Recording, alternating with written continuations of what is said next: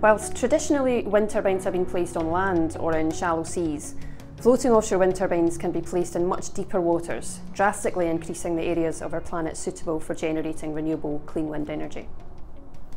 Floating offshore wind is still at a young stage in terms of technology, but we're working hard across the industry to reduce the costs and to increase the deployment.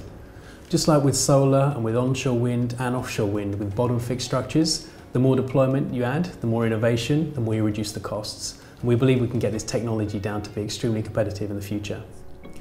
Until recently, the floating wind technology has been in its infancy.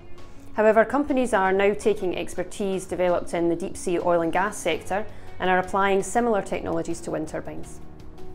A result of this development has been Hywind Scotland, the world's first commercial floating offshore wind farm located off Peterhead on Scotland's northeast coast. The wind farm was developed by Equinor and Masdar and has 5 6-megawatt turbines, each weighing 11,500 tonnes. These 176-metre-high turbines are weighted with iron ore and anchored with 3 mooring cables to keep the structures stable against even the strongest waves and winds.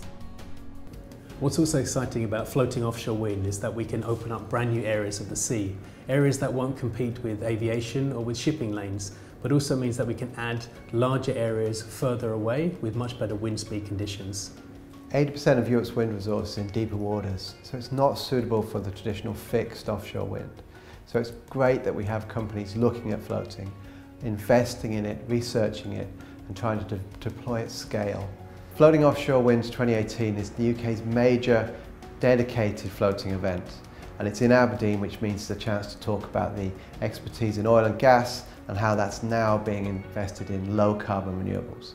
So our event will look at that, what's happening in the UK and what's happening globally in terms of the next steps. And we know that markets in Southern Europe, Japan, the west coast of America are all increasingly seeing floating as the next opportunity.